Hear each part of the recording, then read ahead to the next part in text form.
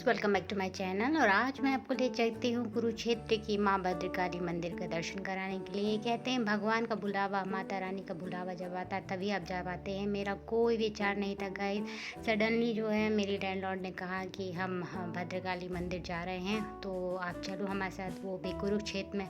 कुरुक्षेत्र तो नाम कर बोल कर ही गाइस अपन को वो महाभारत तो सारा कुछ याद आ जाता है। हमने सोचा ठीक है, मिल गया मौका तो चल देते हैं। पैक कर लिया कुछ खाने का सामान, आलू के पराठे, चाय और सब कुछ। उसके बाद निकल पड़े हम। ये ट्यूलिप ब्रांड से है, जो मैं आपको थोड़ा सा बाहर का व्यू दिखा देती हूँ। मेरे को लाइफ में कभी नहीं था कि मैं इस तरह की बड़ी बड़ी बिल्डिंगों में के अंदर एक छोटे से कमरे में रहने वाली हूँ।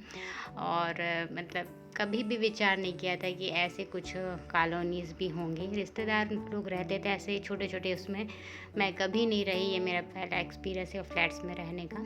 तो चलिए निकल पड़िए, हमारी सवारी 7 बज चुके हैं। और सबसे पहले जो काम करवाना है वो गाइस, इसमें जो है सीएनजी डलवाना है, क्योंकि पेट्रोल और डीजल के दाम तो आप सबने सुने ही होंगे गाइस कितनी भारी तरह से बढ़ रहे हैं। और ये है मेरी university, OP Jindal Korba university, जहाँ मैं अभी वर्किंग कर रही हूँ। और ये मैं इसको क्रॉस करते हुए हम लोग जो है निकल पड़े हैं। अभी सुबह के 7 बज चुके हैं और देख सकते हैं आप कितनी तेज़ गर्मी पड़ने लगी गाइस। यहाँ पर 41 को टेम्परेचर पार कर चुका है। आपके यहाँ पे कितना टेम्परेचर है कमेंट सेक्शन में ज़रूर बताइएगा। आप मुझे कहाँ से देख रहे हैं, अपनी सिटी का नाम भी बताइएगा, अपने स्टेट का। और अगर कंट्री के बाहर का देख रहे हैं तो कंट्री का नाम भी बता ही दीजिएगा कि हमारा वीडियो जो है वो कहाँ कहाँ तक पहुँचा है। तो हम पहुँच चुके थे यहाँ पे सबसे पहले सीएनजी डलवाने के लिए। तो ये मेरा बनाने का पर्पज़ ये था कि आप देख सकते हो कोई भी बंदा जो है वो पेट्रोल डीजल नहीं डलवा रहा है, वो सारे लोग सीएनजी डलवा रहे हैं। क्योंकि पेट्रोल और डीजल के दाम जो है, जो जिस तरह से अभी आपने सुन ही लिया होगा, जो वर्ल्ड वार चल रहा है और जो होमोर्स का हमारा ब्लॉक किया गया, जिसकी वजह से डीजल पेट्रोल आ नहीं रहे हैं और गैस की किल्लत भी हो चुकी थी। पर क्या करें, सर्वाइव तो करना ही पड़ता है। वहीं मुझे एक नज़र पड़ गई ये कुल्हड़ वाली चाय पे। पिया था गाइस हमने ये कुल्हड़ वाली चाय, कहाँ पर, महाकुंभ में, है ना। तो इट्स अप टू यू, पी सकते हो अगर आपने पीना है। मैंने तो बस आपको एक झलक दिखा दी है।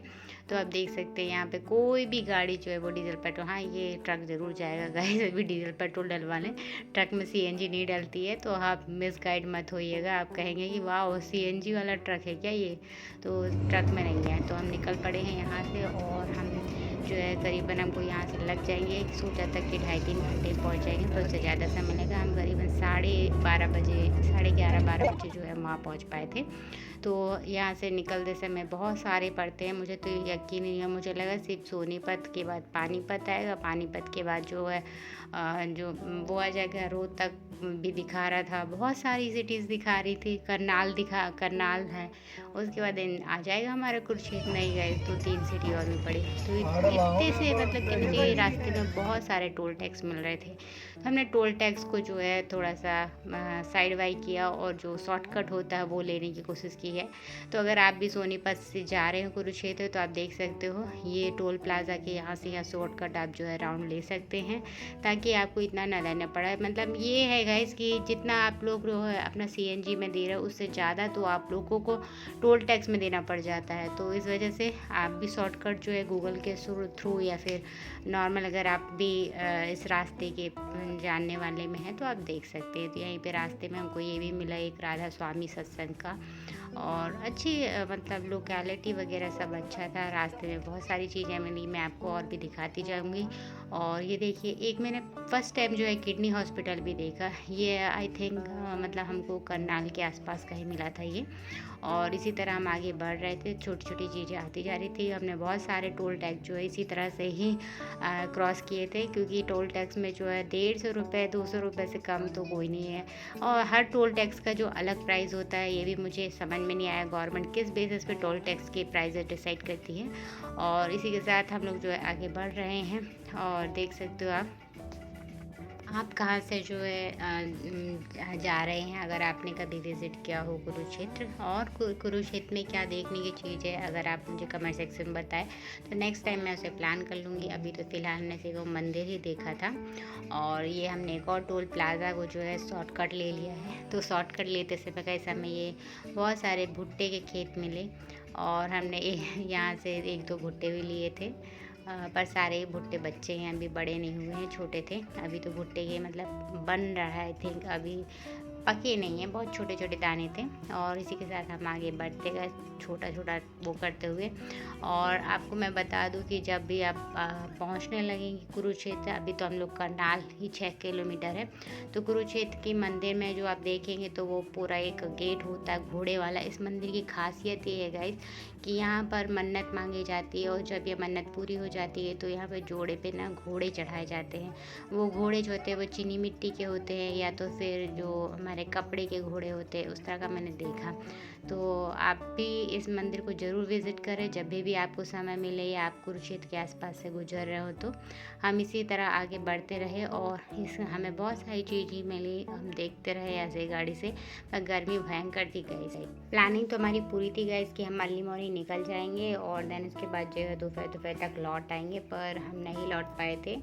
हमारा पूरा ही दिन लग गया था। हम और थैंक गॉड मतलब हमारे साथ 2-3 ऐसे इंसिडेंट्स हुए जिससे मतलब हम लोग सोच रहे थे कि पता नहीं मतलब ऐसा कैसे हुआ, मंदिर के दर्शन करके आ रहे हैं और फिर बस जो भी होता कहते हैं अच्छे के लिए होता है, हम बाल बच गए। और आपको मैं ये दिखा रही हूँ यहाँ पर कि ये पूरा एक रेसिडेंस एरिया है और यहाँ देखिए फैक्ट्री लगी हुई है। तो ऐसी चीज़ें मैंने यहाँ सोनीपत, पानीपत, दिल्ली साइड में मैंने बहुत नोटिस किया है। और मुझे ये नहीं समझ में आता कि देख लिए आप देख सकते हो कि भुट्टे के खेत लगे हैं, वहीं वो फैक्ट्री है, वहीं पे 2-3 घर भी बने हुए हैं। तो ये किस तरह से लोग यहाँ पे सरवाइव करते हैं? क्या इनको यहाँ पे बीमारियाँ नहीं होती होंगी? जो फैक्ट्री से निकलने वाला धुआं है और जो ज़मीन है, पानी है, सब कुछ तो पॉल्यूटेड हो रहा है ना गाइस, आप देख सकते हो। तो वही मेरा एक मकसद है दिखाने का आपको वो एरिया। और इसी के साथ हम आगे बढ़ते गए और हमने करनाल जो है क्रॉस कर लिया है।